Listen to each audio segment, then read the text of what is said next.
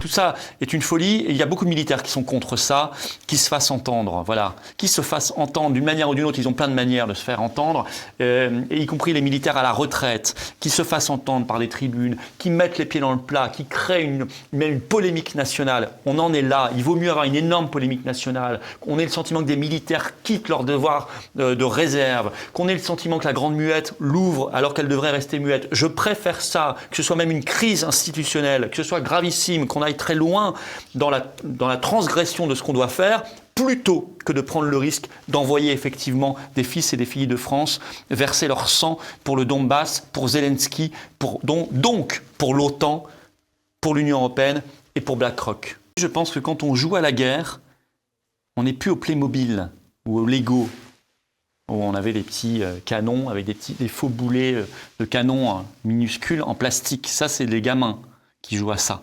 Mais Macron, peut-être qu'il en est resté là. Quand on joue à la guerre avec des pays qui sont des puissances nucléaires, nous le sommes nous-mêmes, mais la Russie l'est aussi.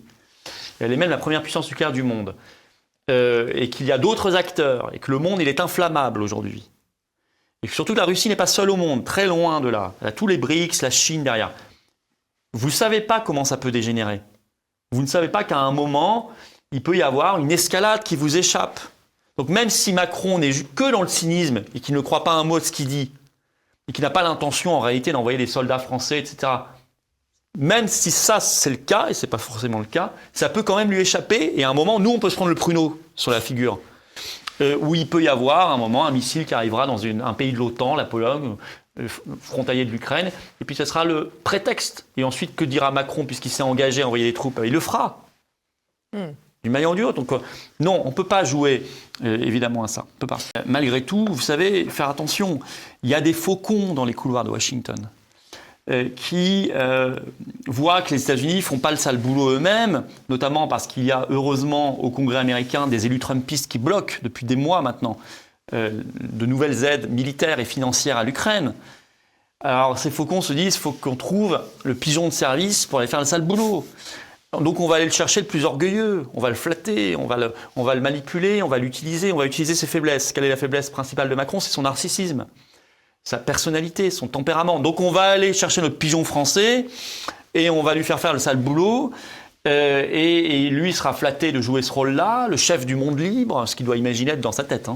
Et il va sortir cette dinguerie. Mélanie donc, a doublé l'immigration légale, 420 000 cette année en Italie, n'a pas lutté contre l'immigration clandestine, a fait la retraite à 67 ans, contrairement à sa promesse de campagne, n'a pas protégé l'argent liquide, que moi je veux constitutionnaliser, contrairement à sa promesse de campagne, parce que Ursula von der Leyen lui a dit « non, nein ». Et on ne peut pas. Donc c'est le nom de la trahison de Mélanie.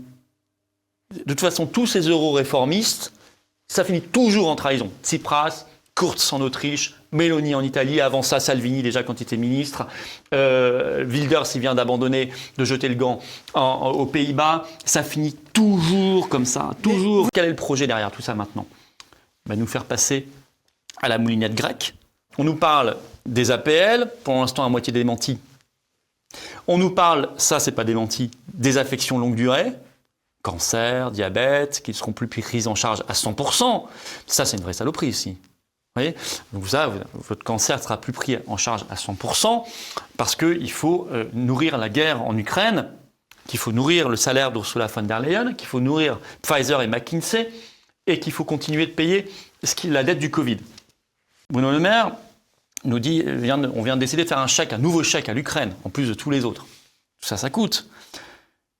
Chaque année, je prends l'an dernier, la France, l'an dernier, a versé 28 milliards au budget de l'Union européenne. Elle en a récupéré 13. Ce sont les documents parlementaires, il faut les lire. 28 surtout, on a récupéré 13, dont les 9 pour la PAC. 28 moins 13, ça fait 15. On perd 15 milliards par an pour aller les donner à des pays qui vont nous faire ensuite une concurrence déloyale, par ailleurs. Ce qu'il a dit au début, on s'en fout de ce que dit Macron, etc. Ça, c'est le signe de notre vassalisation. Quand vous êtes un supplétif de l'Empire américain, les puissances qui, elles, ont fait le choix de rester libres, vont plutôt aller parler au maître qu'aux domestiques. Ça, c'est assez logique, c'est assez triste. Vous voyez, on n'aurait jamais dit on s'en fout de ce que dit De Gaulle. C'était pas concevable. Non, on écoutait ce que disait le général De Gaulle. Parce que la France avait fait le choix d'une indépendance nationale et parce que De Gaulle avait par ailleurs une parole plus sensée. sur tous les dossiers, et en particulier sur les dossiers internationaux. Elle est urticante, elle est fatigante, elle est navrante, elle est pénible, elle est détestable, elle est arrogante. Mais le problème, je ne vais pas tomber dans cette facilité de faire croire, comme d'autres listes, la question c'est, on va voter contre Ursula von der Leyen, et c'est très bien, on aura gagné si c'est pas elle. D'abord, vous allez perdre parce que très forte chance qu'elle soit reconduite. Et deux, même si elle était remplacée par Madame Bistruc ou Monsieur Bischmud, eh bien, ça ne changerait rien. Ce ne serait peut-être pas la même personnalité, mais ce sont les mêmes traités, les mêmes directives, la même jurisprudence de la Cour de justice, les mêmes règlements européens, la même politique agricole, de libre-échange, la même politique de censure des réseaux sociaux, la même politique ruineuse, la même politique de guerre, la même corruption, les mêmes conflits d'intérêts. Donc la question, c'est pas même Ursula von der Leyen ou pas. Je sais qu'on l'aime pas, je l'aime pas non plus, même si elle a quand même eu un mérite. Elle a personnifié l'horreur de l'Union européenne. Vous voyez, c'est intéressant ça. Plutôt que d'avoir un haut fonctionnaire grisouille, qu'on passe muraille, qu'on n'aurait pas vu, elle au moins on la voit.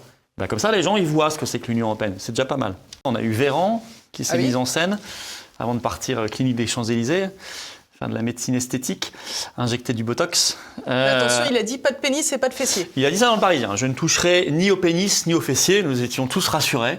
Absolument. Et puis on a vu, mais évidemment, les fameuses photos de notre présidentissime avec ses biceps à la Popeye extraordinaire, en train de boxer. Bon. La Russie a dénoncé beaucoup de choses, on nous a toujours dit que c'était faux, que c'était fake news, et en réalité, si on regarde avec le temps, c'était souvent vrai.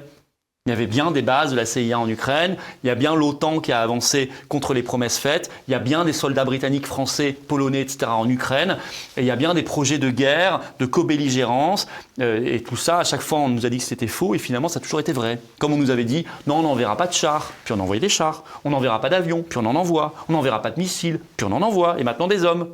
Donc c'est quoi la limite? C'est quoi la fin? C'est quoi la fin de tout ça? La fin, c'est la Troisième Guerre mondiale, hein.